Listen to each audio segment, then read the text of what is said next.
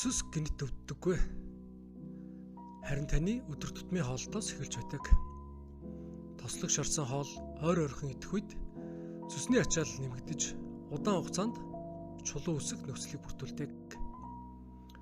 Хоолны цаг алдагдаж удаан өлсөж байгаад гинт хитэх нь цусыг огцом агшааж өвдөлтөх шалтгаан болж байдаг.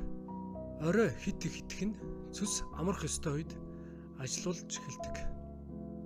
Мөн ус багуух үед цус өтгөрч хэвийн үйл ажиллагаа нь алдагдж байдаг.